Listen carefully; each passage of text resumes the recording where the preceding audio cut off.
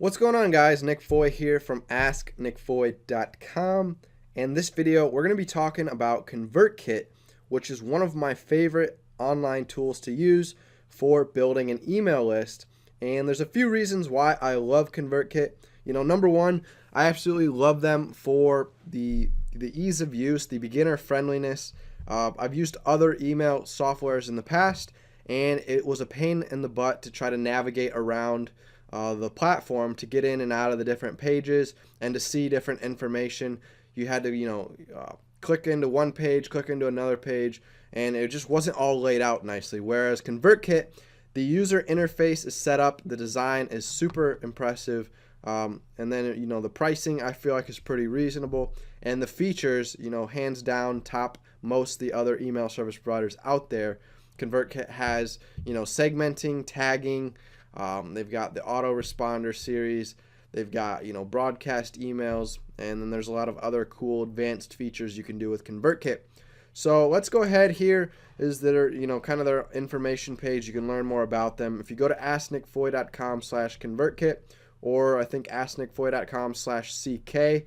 Both those links will take you over here to ConvertKit. Those are my affiliate links that will help tell ConvertKit I sent you, and I'll earn a referral fee if you decide to sign up with ConvertKit. So it helps me out.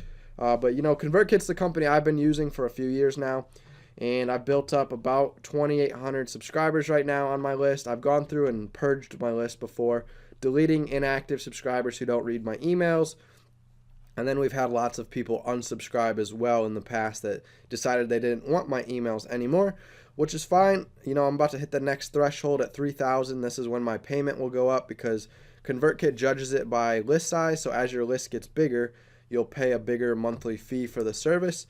But as your list gets bigger, you should see your income increase as well, because if you're using email marketing effectively, then as your list size grows, you've got more and more people to market to that can become customers. So the last 30 days, I've had about 397 people join my email list.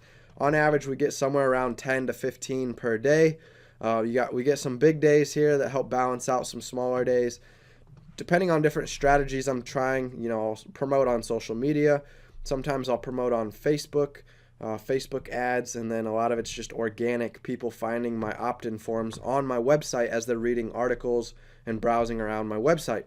So let's go ahead and get into ConvertKit. First, they've got the forms tab here, which is where you can see a big summary graph of your activity for the last 30 days. So going back from October 11th to today, November 10th, it's the morning still, so this will fill up as the day goes on. But you can see a quick breakdown: 1 subscriber today, 60 over the last week, which puts me on pace, for 240, 250. It's been going down lately. And then for the last month, we've been at 397. And then we've got total here. And then you can go here and break it down, based on the last 6 months, the last year, all time, if you want to get more detailed. So right away, I like that you've got analytics on the home page here, so you can quickly see how your opt-ins are performing. As you scroll down here, you're going to find these forms. So I just started using ClickFunnels. So I set up some forms the other day for ClickFunnels so that when people buy my product over on ClickFunnels, that's another tool that I've got other videos on, by the way, if you're wondering what it is. But it's basically a quick sales funnel. They go through different pages. You get to a checkout page, a thank you page, and then I have it integrated with ConvertKit. So once they buy, they automatically get enrolled here to these forms, so I can kind of keep track of who's buying which product, and then they'll get like a follow-up email that gives them access to their products and whatnot. So that's kind of a way to integrate your email marketing, to have customer service on autopilot. So when somebody buys, they get automatic emails sent to them on autopilot that follow up with them, ask them for feedback, reviews, give them more information, more bonuses, things like that. So there's some cool things you can do with emails, but this is what the forms look like. It'll tell you how many people have seen the form, how many subscribe, so that's going to tell you your conversion rate. So for example, if I stuck this form into like a blog post, and that blog post got, let's say, 200 people stopping by for the week, then it would say 200 here. And out of those 200, maybe 20 of them subscribed, so that would be a 10% conversion rate it would show here. And then it shows what the incentive is. So this is where I hooked it up to my newsletter. So as soon as they opt into the form, they could begin receiving your newsletter that you've already pre-written out all your emails. So your newsletter is going to be made here under the sequences tab. So we'll go to that next. Again, this is a sequence that you write out ahead of time. So let's say I write out, 20 different emails that I want people to start receiving. Or in this case, I've got this new course that I just created called, the 9-day blogging e-course. It's going to teach someone how to start a blog in the next 9 days. And then I've got a couple follow-up emails after that. So it's a 15-day sequence. It's got 14 emails in it. So they're going to get the first 9 days of emails, and then I give them some bonus emails after that. So for example, I already wrote out these 14 emails in my sequence. I set them up in the order I want them to be sent to my new subscriber. So as soon as they subscribe to one of those forms, it's connected to the sequence so that it automatically also enrolls them in my sequence. And you can see I've had 17 people start going through the sequence since I just created it a few days ago, last week. And then we've got the open rate here, click rate. You can see 2 people have already unsubscribed. So I could go in and see, at what email did these people unsubscribe at, and maybe why that's turning them off, why they're unsubscribing, if it's something I said in the email, or if maybe this course just wasn't for them. It could have happened naturally. But as we scroll down here, I'll show you one of my golf newsletters. So here it's got over 2,000 subscribers, 40% open rate. And, we've been getting a lot of email sales off this newsletter. So it's 47 or 48 emails long. You can see down the left-hand side here, this is what it looks like on the inside. So you just click in and out of each of your emails that you write. So here's email 1, click into email 2, click into email 3, email 4. So you can click into each of your emails and it populates over here on the right side. You've got the subject line. You've got your email you can write out yourself. You can link to your blog articles to drive your email subscribers back to your blog so they can read your articles, or you could promote like a product. So down here, after I give them value for 6-7 days, I start pitching my products. So I start talking about my course that I sell and my different programs, and I link to my 3 different programs. They can click on here and it'll take them to the sales page trying to, pitch that product and try to get a sale through email marketing. So I always like to warm them up first, give value, then promote some kind of premium paid product, and they're more likely to buy it now that they've gotten familiar with you, familiar with the quality of your content. If you're sending them some of your best stuff in these opening emails, then they'll say, all right, he's promoting a program. This program must be really good if his free content he sent me a couple days ago was also good. So here's where you write your emails. You can choose if you want to make it published live to your sequence, or if you want to keep it as a draft if it's not ready. You can delay how long it waits before sending based on the last email. So these are spread out 1 day apart. Then you can set filters if you want certain people on your email list to not get these emails. You can filter them out. So if people have already purchased my program, I can filter them out here. You can also preview what the email looks like by sending it to yourself. That way, if you're ready to make it go from draft to published, you can preview it first, click Save All to save all changes. You can go in here to Settings, and you'll be able to choose what email address you want to send from. You can choose what days of the weeks you want your newsletter to get sent out on. You can choose time. So if I'm sending, 6 o'clock Central Time, that would be about 7 o'clock Eastern Time. So somebody on the Eastern Time zone waking up at, 7, 8 in the morning, they're going to open their inbox and find the email already there. Or I could send it later in the day around 1, 2 o'clock if I wanted to catch them, during lunch if they're checking email. You can also exclude people from your entire newsletter, here using these exclusions. Otherwise, the filters I showed you a second ago were individual emails. So if there's specific emails you don't want them to receive, you can filter out. If you don't want them to get this newsletter in general, let's say they subscribe to one of your forums and then they get automatically enrolled to this newsletter by accident, and you want to make sure that they don't get, this newsletter, you can exclude them here. All right, and then reports is where you can go in and look at a breakdown of each email, how it's performing. So obviously your first email is probably going to have the highest open rate, 69% of the time. It gets 24% of the people clicking links that are in the email. And we've had 60 people who have opted into one of my forums for whatever opt-in freebie, and then once they got my first email, they unsubscribed, so they weren't interested in getting my newsletter. They were only, interested in getting that free opt-in incentive. This also shows unsubscribes when I delete subscribers myself, so that could be some of it. If I went in and, deleted a bunch of subscribers that weren't opening my emails anymore, then that gets a lot of your unsubscribes to show up as well in your statistics. So if we went back out here to sequences, you'd see I had 2,000 subscribers, and then I probably had about 800, and it looks like 890 unsubscribers. Now, a lot of those are people unsubscribing themselves as well as people I've unsubscribed from my newsletter because they're taking up space on my email list. If they're not opening my emails, I don't want them taking up space because that costs money. You know, the more subscribers you have, the more you have to pay. So then we've got the unconfirmed. These are people who opted into the form, but then they never went ahead and, you know, confirmed that they wanted to join my newsletter. So I always send a double opt-in email. So once they opt into the form, they get a follow-up email saying, please click this link to confirm you want to join my email list. They'll click that, and that'll completely opt them in then to my email sequence saying that they agree to become part of my email newsletter and start receiving emails from me. So I've had a lot of people that never ended up clicking that link. Otherwise, my list would be, you know, 1,400 more subscribers to it. And that's a lot more potential customers if they would have followed through with joining my email list. So that's unfortunate, but, you know, you can't get everybody to join your email list. A lot of people are just interested in your free opt-in gift, and that's all they care about. They don't actually want to receive email marketing emails from you. So here we can see the open rate for the whole entire newsletter, the click rate for the entire newsletter on average. But here you can break it down email by email to see what your most successful emails are. So of course, it's going to start going down over time. People just, you know, over time lose interest. They stop opening your emails. So that's why it's very important to catch their attention in your first several emails, because this is when they're most engaged with your brand.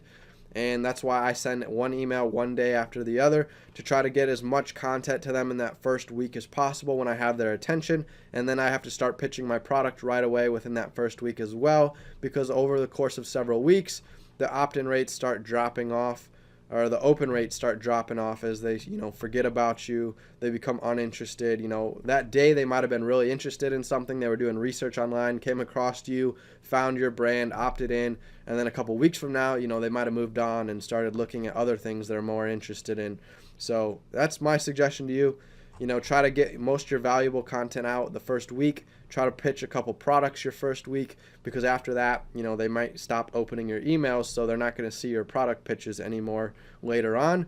But for the rest of these people that are still opening weeks later, 30 to 40% of my list on average still stays on board opening my emails, so I can start sending out, you know, product pitches in these emails as well, hoping to catch them later on down my email funnel. So maybe they weren't ready to buy in week one, but down the road, after they've gotten emails from me for several months, you know, they've really gained trust and built that authority with me to where they think that, you know, whatever I'm selling is going to be worth purchasing. So we could just scroll down here and keep an eye how these are dropping. You'll notice the real low ones, like this 26%, happened to be a coupon where I was offering, you know, a last chance to buy a product at a low price. So they probably saw that subject coupon and decided not to open it because they're not interested in purchasing. Up here, there was another one that took a dip. If I can find it again, 37%. So it went from the 50s all the way down to 37, and that was, again, another coupon email where I was giving them 20% off to try to buy one of my products. So you'll see sometimes your sales emails get lower open rates than your normal blog post emails. So most of these link out to my blog posts, trying to drive them back to my website to read some kind of valuable article, and then in that article I link to my product as well. So whether they see the product link in my emails or they see it on my blog, they're going to get funneled to that product in some form or fashion. All right, now we talked about advanced features ConvertKit has compared to other email service providers. So one is the automations tab. So they used to have these automation rules, which I've set up a bunch of. So you basically tell them when something happens, do something. It's like a cause and reaction type thing. So when they join this form, have them subscribe to this sequence or have them tagged or segmented. So for example, when someone subscribes to my 7-day putting bootcamp sequence, I want to have the tag help putting added to them so that I know these are people who are interested in getting help with their putting in their golf game. When they get joined to my newsletter sequence that we just showed you, that I walked you through all the open rates for, when they get subscribed to that sequence, I want them tagged golf practice guides. That's kind of my membership tag so that I can see everybody who's, you know, not only joined that newsletter, but when they join my other newsletters, they all get tagged with the same tag so they can become part of the whole collective family, golf practice guides. That way, you know, they might be spread out all over the place, different forms, different sequences, different products, but I can quickly click on this tag and it'll open up everybody in one place, so I don't have to go around, you know, to all the individual sequences, tags, and forms that I've got set up. when they buy certain products, I tag them as a customer for those products. So tags are pretty cool. It allows you to kind of group and keep track of your subscribers to see, which ones have bought products, which ones have, joined certain forms, certain sequences. And that way you can send out targeted broadcast emails to those types of people. So for example, if I wanted to send out an email to only my Breaking 70 customers, I could, target just these people by setting the filter to only go out to the Breaking 70 Academy tagged people, so that anybody that got tagged Breaking Academy member, they're going to be the ones that receive that email. It'll filter out anybody who doesn't have this tag. So that's the importance of having tags, just so you could segregate and segment your lists into different groups so that you can better, serve them. You can send them more relevant emails. So if they're interested in putting, I can send them putting emails. If they're interested in chipping, I can send them chipping emails, or the golf swing. That way I don't send them emails that they're not interested in. So think about your niche, what topics your niche involves, and figure out how you can filter out different groups of people in your niche to try to better serve them with more targeted information. Now recently they come out with this beta feature called automations. So this is a visual kind of funnel to set up.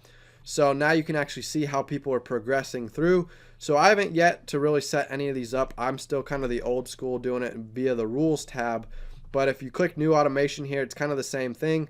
It'll say, all right, when they, subscribe to this form here.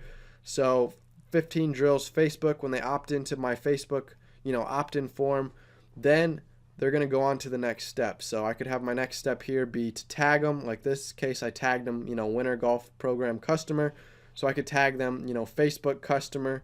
And then I could have another drop down here that then sends them to like a sequence and then a follow-up sequence. And it'll tell you how many people are at each stage of that funnel. So here we've had 2 people opt in, to this form, but I don't have a next step yet set up. So it says end of automation, where here I set up like 3 different steps. So it'd tell me, okay, you've had 25 people, join this that have bought your product here. So those 25 have been tagged and those 25 have been tagged. So it's just kind of like a visual way of doing it. I'm not so sure I really understand it yet enough to speak on it, nor that I really feel like using it yet. I've kind of stuck to the traditional way of setting up rules. When somebody joins a form, sequence, whatever, then they get added to a certain tag. But this is kind of like a visual way to do it if you want to see it visually. All right, so we've covered forms, automation, sequences, broadcasts. These are straightforward. This is just, sending out one-time emails to your entire list. So if I wanted to send out a product update email, I could filter out anybody who's tagged customer so they don't get the emails. I can send it out to the rest of my list trying to pitch that product to them. Or if I, updated a product and I wanted to let all my existing customers know, I could send out a filtered email only to my customers. So that's the importance of having the tags on so that you can tag people and, have those people to filter certain emails for through broadcasts. Subscribers, this is the tab where you'll see a list of all your subscribers, and you can go into your different tags and view the different groups of subscribers based on what they've been tagged with. So I'm not going to go into that tab just for, personal reasons of showing you everybody's email addresses. But, these two are pretty straightforward. So I like overall the interface here, how you can click back and forth on the different menu items to go in and out of what you need to do, whether you need to create a new form to put on your website, whether you need to create a new sequence to enroll people in once they join one of your opt-in forms, or they buy one of your products. You could have like a customer service sequence set up. And then you could set up automation rules to tag them. So when they join different form sequences, they get tags to try to group them together so that you can better serve them with broadcast emails down the road. And then you can manage your subscribers, exporting, importing, deleting, doing different segmenting with subscribers, trying to see who's your customers, what sources they've come from. You can filter out whether they've come from Google, Pinterest, Instagram, things like that. So there's lots of cool features here. It's very easy to navigate back and forth via the menu. And again, when you click on the forums tab, it's going to quickly show you a breakdown of your analytics of how many subscribers you've been getting, as well as your conversion rates for each individual opt-in form you create. So that's a little wrap up on this demo video for ConvertKit. I've got some more in-depth videos that kind of break down each of these steps one by one. If you go back on my YouTube channel and check those out. And again, if you want to learn more about ConvertKit, try out my affiliate link if you want to help me out. It's at no extra cost to you. You just go to asknickfoy.com/CK. Type that in, it'll tell ConvertKit I sent you, and you're helping to support my website and my YouTube channel, helping me, earn some money for making these free, valuable videos for you. So all that's going to do is redirect you over to ConvertKit, where you can learn more about them. You can see their pricing, automation, their features. You can click the Get Started button, and you can even request a demo if you'd like. So thanks so much for watching this video. Make sure to hit that subscribe button on the channel, and I'll see you guys in the next video lesson that I publish. Take care.